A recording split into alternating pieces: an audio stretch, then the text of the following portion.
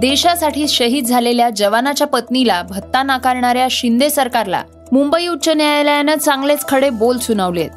तसंच लोकसभा निवडणुकीच्या रणधुमाळीत अमरावती मतदारसंघामध्ये परिस्थिती कशी आहे हे आपण ऐकणार आहोत. यासोबतच IPL मध्ये आज राजस्थानचा संघ पंजाब किंग्सशी 2 हात करणार आहे. या बातम्यांसह इतर बातम्यांचा आढावा आपण आजच्या पॉडकास्टमध्ये घेणार आहोत. नमस्कार, मी गौरी कुबेर. आज 13 एप्रिल वार शनिवार. पॉडकास्टची पहिली बातमी आहे मुंबई उच्च न्यायालयाची.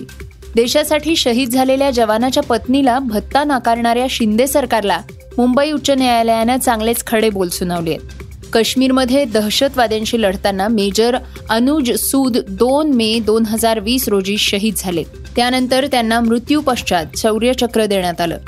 पण त्यांच्या कुटुंबियांना देण्यात येणारा भत्ता किंवा लाभ सूद यांच्या कुटुंबियांना राज्य सरकारनं दिला नव्हता. तसंच शहीद मेजर अनुज सूद यांच्या कुटुंबियांना आर्थिक लाभ देता येणार नाही. विशेष प्रकरण म्हणून मुख्यमंत्री एकनाथ शिंदे यांच्याबाबत निर्णय घेऊ शकत नाहीत.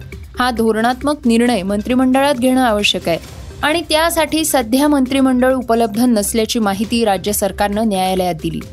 यावर न्यायालयानं तीव्र शब्दात नाराजी व्यक्त करत प्रतिज्ञापत्र सादर करण्याचे निर्देश सरकारला दिले आहेत.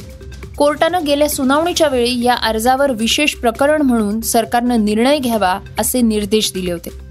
सरकार काही मोठ्या मुद्द्यांवर अतिवेगानं निर्णय घेत आहे.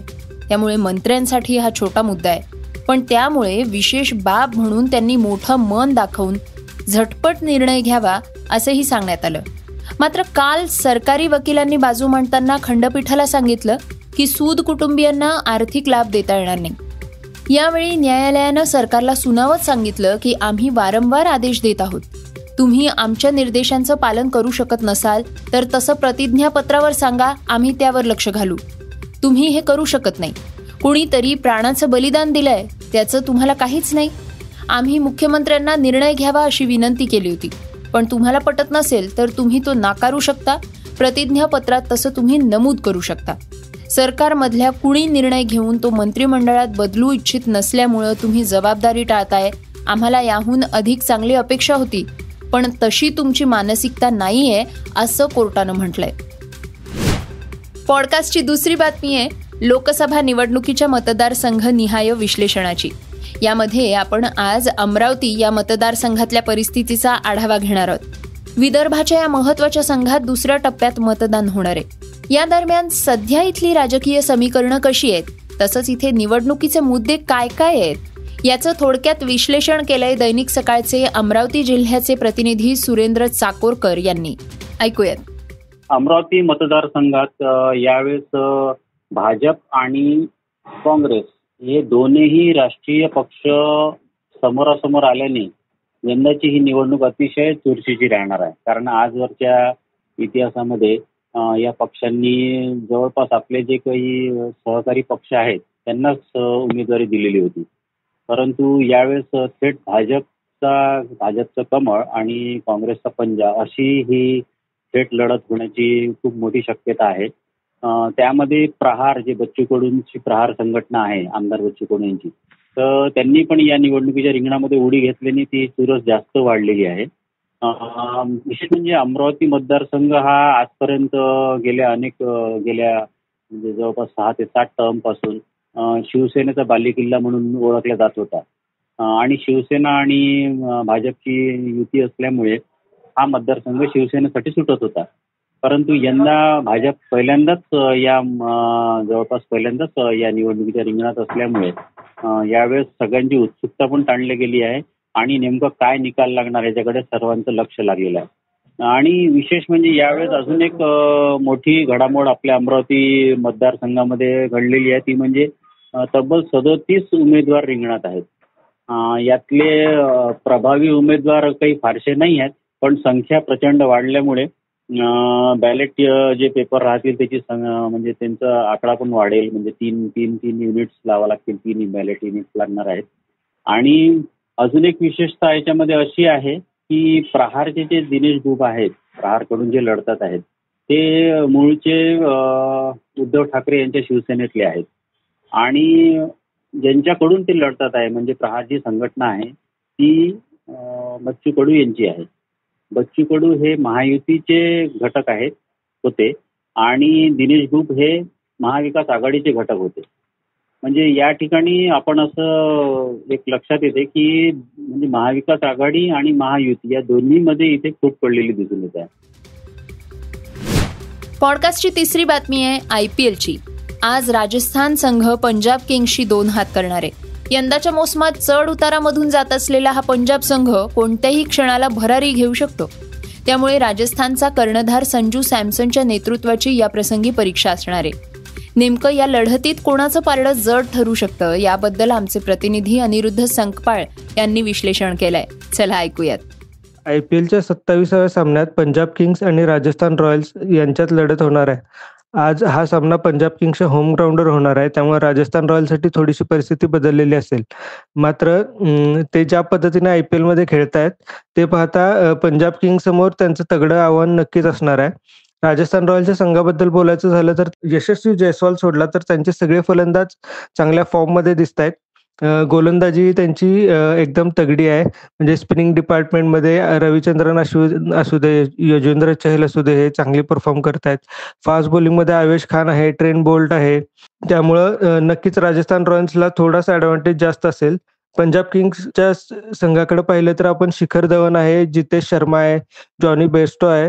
पण जॉनी बेस्टोचा फॉर्म तितकासा म्हणावा तितका चांगला नाही आहे. सॅम करन सुद्धा जास्त काही कॉन्ट्रीब्यूट करू शकत नाही आहे. गोलंदाजीच्या बाबतीत सुद्धा त्यांना थोडासा प्रॉब्लेम आहे पंजाब किंग्सला, कारण की अर्शदीप सिंग सोडला तर बाकीचे गोलंदाज फार चांगली कामगिरी करतात असं नाही.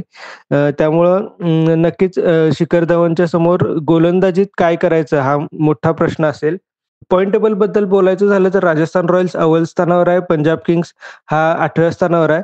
त्यामुळं नक्कीच या सामन्यात राजस्थान रॉयल्सचं पारडं जड असेल. पॉडकास्टची चौथी बातमी आहे ती पुण्यातल्या शाळेची. शिक्षणाचं माहेरघर म्हणून ओळखल्या जाणाऱ्या पुण्यात भर वर्गातच एका शिक्षिकेनं विद्यार्थ्याला बेदम मारहाण केल्याचा प्रकार समोर आलाय.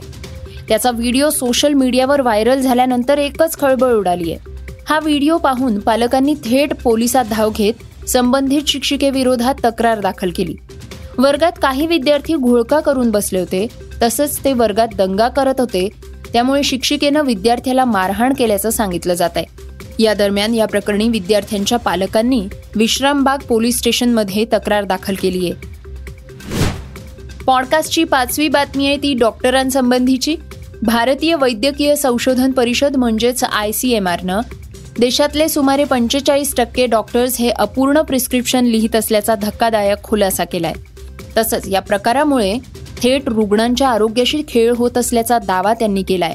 या रिपोर्टमध्ये OPDमध्ये रुग्णांना प्राथमिक वैद्यकीय सल्ले देणारे डॉक्टर्स हे घाईघाईत अत्यंत निष्काळजीपणे वागत असल्याचं नमूद करण्यात आलेलं आहे.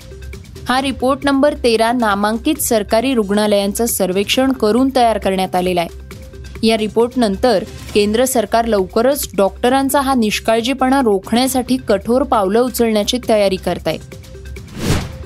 पॉडकास्टची 6वी बातमी आहे ती परीक्षांसंबंधीची.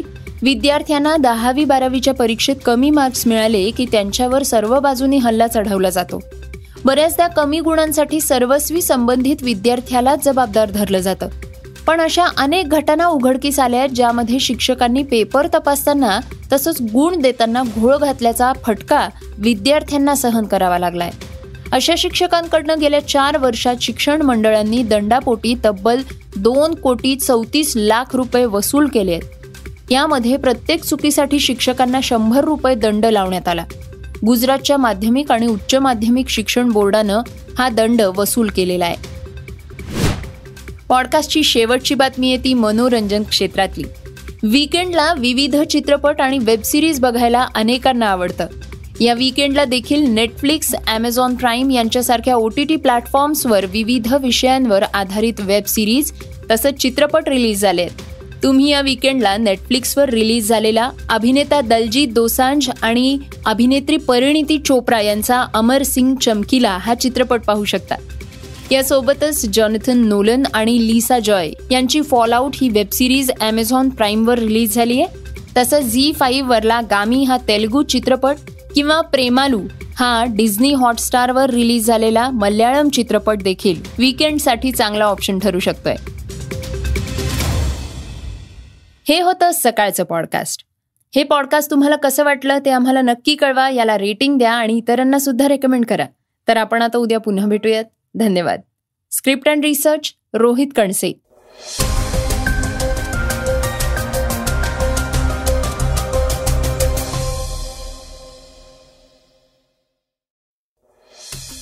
वाचा, बघा आणि आता ऐका आणखी बातम्या isakal.com वर. तुम्ही हा पॉडकास्ट isakal वेबसाईट आणि ऍप वर सुद्धा ऐकू शकता.